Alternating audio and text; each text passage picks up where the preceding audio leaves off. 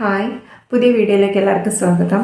ഇന്നത്തെ വീഡിയോ യൂട്യൂബിൽ തുടക്കക്കാരായ കുറച്ച് പേർക്ക് വേണ്ടിയിട്ടാണ്. അപ്പം കുറച്ച് പേർ എന്നോട് മെസ്സേജ് അയച്ച് ചോദിക്കുന്നുണ്ട്. അതായത് ഞങ്ങൾ വീഡിയോസൊക്കെ ഇടുന്നുണ്ട്, എല്ലാ ദിവസവും വീഡിയോസ് ഇടുന്നുണ്ട്, പക്ഷെ ഞങ്ങൾക്ക് വ്യൂസ് കുറവാണ്, സബ്സ്ക്രൈബേഴ്സും കുറവാണ്, അപ്പോൾ എന്തായിരിക്കും കാര്യമെന്ന് പറഞ്ഞിട്ട് മെസ്സേജ് ഇട്ടായിരുന്നു. അപ്പം ഞാൻ ഇവരുടെയൊക്കെ വീഡിയോസ് ചാനലിൽ കയറി കണ്ടു, അല്ല വീഡിയോസൊക്കെ കണ്ടപ്പോഴേക്കും എനിക്ക് മനസ്സിലായ ഒരു കാര്യം എന്ന് വെച്ചാൽ ഇവർ വീഡിയോസൊക്കെ ഇടുന്നുണ്ട്, ശരിയാണ്, പക്ഷേ വീഡിയോസിന് വ്യൂസ് വളരെ കുറവാണ്. അതായത് ഒരു 60, 70 അല്ലെങ്കിൽ 100, 110 ആ ഒരു രീതിയിലുള്ള വ്യൂസ് മാത്രമേ ഉള്ളൂ. അപ്പോൾ ഞാൻ ഈ വീഡിയോസ് എടുത്തപ്പോൾ എനിക്ക് മനസ്സിലായ കാര്യം എന്ന് വെച്ചാൽ വീഡിയോസ് എല്ലാ ദിവസവും ഇടുന്നുണ്ട്, പക്ഷേ വീഡിയോസ് എല്ലാ ദിവസവും ഇട്ടിട്ട് കാര്യമില്ലല്ലോ. വീഡിയോസിൽ ഇടേണ്ട കുറച്ച് കാര്യങ്ങളുണ്ട്. അതായത് നമ്മൾ ഇടുന്ന വീഡിയോസ് എന്തിനെക്കുറിച്ചാണ്, അപ്പോൾ അതിനെക്കുറിച്ചിട്ടുള്ള ഒരു ആ ടൈറ്റിൽ കൊടുക്കണം. അതേപോലെ ആ വീഡിയോസിനെ കുറിച്ചിട്ടുള്ള ആ ടൈറ്റിൽ തന്നെ നമ്മൾ ഡിസ്ക്രിപ്ഷനിൽ കുറച്ച് ഡീറ്റെയിൽ ആയിട്ട് കൊടുക്കണം.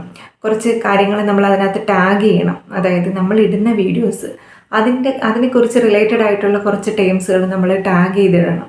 അപ്പം ഇത്തരത്തിലുള്ള കുറേ കാര്യങ്ങൾ കൂടെ നമ്മൾ വീഡിയോസ് ഇടുമ്പോൾ ശ്രദ്ധിക്കണം. അങ്ങനെ ശ്രദ്ധിച്ചാൽ മാത്രമേ നമ്മളെ വീഡിയോസിന് കുറച്ച് റീച്ച് കിട്ടത്തുള്ളൂ.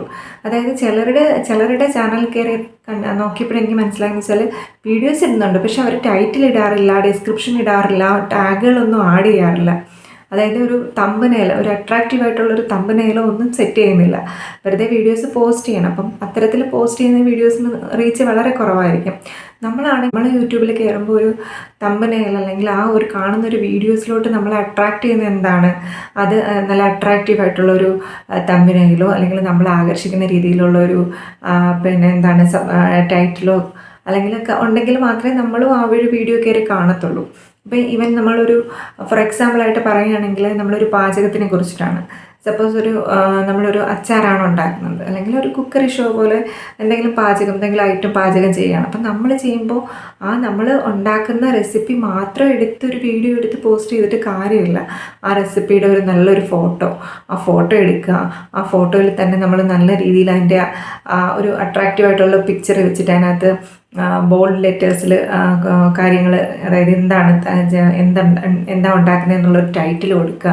അപ്പം അതിൽ തന്നെ നമ്മൾ ടൈറ്റിൽ ആഡ് ചെയ്യുന്നത് കൂടാതെ ഡിസ്ക്രിപ്ഷനിലും ഈ ടൈറ്റിൽ കോപ്പി ചെയ്ത് കൊടുക്കുക. അപ്പോൾ കുറച്ച് ഡീറ്റെയിൽ ആയിട്ട്, ഇപ്പം പാചകമാണെങ്കിൽ നമ്മൾ ഹാഷ്ടാഗ് വെച്ചിട്ട് കുക്കറി ഷോ എന്നോ അല്ലെങ്കിൽ ഹോംലി ഫുഡ് എന്നോ അല്ലെങ്കിൽ ഹോംലി അച്ചാറെന്നോ കേരള സ്റ്റൈലെന്നോ അങ്ങനെ കുറേ കാര്യങ്ങൾ നമ്മൾ ടാഗ് ചെയ്യാം. അപ്പം അത്തരത്തിൽ ടാഗ് ചെയ്യുമ്പോൾ എപ്പോഴെങ്കിലും നമ്മൾ യൂട്യൂബിൽ ഇപ്പം ആരെങ്കിലും ഇതിനെക്കുറിച്ച് സെർച്ച് ചെയ്യുമ്പോൾ ഇങ്ങനെ ടാഗ് ചെയ്തിട്ടുണ്ടെങ്കിൽ നമ്മുടെ വീഡിയോസ് അവരിലേക്ക് എത്തും. അങ്ങനെ നമ്മുടെ വീഡിയോസിന് വ്യൂസ് കൂട്ടാനായിട്ട് സാധിക്കും. അപ്പം ഇത്തരത്തിൽ നമ്മൾ ടൈറ്റിലൊക്കെ അട്രാക്റ്റീവായിട്ടുള്ള ടൈറ്റിലാണെങ്കിൽ നമ്മൾ ഈ വീഡിയോസ് എടുത്ത് സ്ക്രോൾ ചെയ്യുമ്പോൾ നമുക്ക് ആ ഒരു ടൈറ്റിൽ അട്രാക്റ്റീവ് ആണെങ്കിൽ നമ്മൾ കയറി കാണും. അടുത്തതായിട്ട് യൂട്യൂബിൽ വീഡിയോസ് ഇടുന്നുണ്ട്, ടൈറ്റിലും ഡിസ്ക്രിപ്ഷനും ടാഗും ഒക്കെ ആഡ് ചെയ്യുന്നുണ്ട്, പക്ഷേ വ്യൂസ് കുറവാണ്. അപ്പം അത്തരത്തിലുള്ളവരുടെ വീഡിയോസ് അല്ലെങ്കിൽ ചാനൽ കണ്ടപ്പോൾ എനിക്ക് മനസ്സിലായ ഒരു കാര്യം എന്ന് വെച്ചാൽ ഇവർ നമ്മൾ അട്രാക്റ്റീവായിട്ടുള്ള കാര്യങ്ങളൊക്കെ ഇടുന്നുണ്ട്, ടാഗ് ചെയ്യുന്നുണ്ട്, പക്ഷേ അവരുടെ വീഡിയോസിൽ ആദ്യത്തെ കുറച്ച് വീഡിയോസിന് വ്യൂസ് കുറവായിരിക്കും.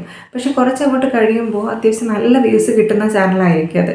അപ്പം അതിൽ ഒന്നോ രണ്ടോ വീഡിയോസ് വൈറലായിട്ട് അത്യാവശ്യം നല്ല രീതിയിൽ 50Kയും 100Kയും ഒക്കെ വ്യൂസ് വരുന്ന വീഡിയോസ് കാണാം. അപ്പം സ്വാഭാവികമായിട്ടും എനിക്ക് തോന്നുന്നു അവർ ചിന്തിക്കുന്നത്, അപ്പം ഈ വീഡിയോസ് എന്തായാലും 2-3 ദിവസം ഓടുന്നുണ്ട്, അപ്പോൾ ആ വീഡിയോസിൽ നിന്നും സബ്സ്ക്രൈബേഴ്സിന് കിട്ടുന്നുണ്ട്, ജസ്റ്റ് ഇതെന്തായാലും വീഡിയോസ് ഓടുകയാണല്ലോ, അപ്പം അവരൊരു ബ്രേക്ക് എടുക്കും. എന്തായാലും ഇത് ഓടുന്നുള്ളത് കൊണ്ട് തന്നെ വീണ്ടും വീഡിയോസ് അപ്ലോഡ് ചെയ്യുന്നതിൽ ഒരു ടൈം ഗ്യാപ്പ് വരും. അപ്പം ഈ ടൈം ഗ്യാപ്പ് എന്ന് പറയുന്നത് നമ്മളെ വളരെയധികം ബാധിക്കുന്ന ഒരു കാര്യമാണ്. കാരണം അങ്ങനെ ഒരു ടൈം ഗ്യാപ്പ് വന്നു കഴിഞ്ഞാൽ നമ്മൾ ഇടുന്ന വീഡിയോസ് അടുത്ത തവണ ഇടുമ്പോൾ അത്രയും റീച്ച് ആവണമെന്നില്ല.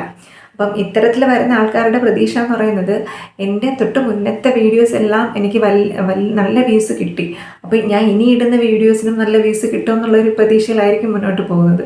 പക്ഷേ ഇത് വളരെ അബദ്ധമാണ്. കാരണം ഞാൻ ഈ ചാനലിൽ തന്നെ എനിക്ക് സംഭവിച്ചൊരു കാര്യമാണ്.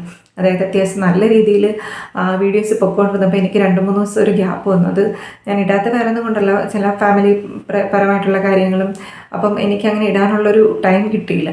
പിന്നീട് ഇടുന്ന വീഡിയോസിനൊന്നും റീച്ച് കിട്ടാതായി. അതായത് ഒരു വ്യൂസ് വളരെ കുറവാണ്, മറ്റേതുമായിട്ട് കമ്പയർ ചെയ്യുമ്പോൾ വളരെ വ്യൂസ് കുറവാണ്. അപ്പം പിന്നെ ഞാൻ കണ്ടിന്യൂസ് ആയിട്ട് ഒരാഴ്ച അടുപ്പിച്ച് ഒരു ദിവസം പോലും ഷോർട്സോ വീഡിയോസോ ഇടാതെ എല്ലാ ദിവസവും കണ്ടിന്യൂസ് ആയിട്ട് ഇട്ടു.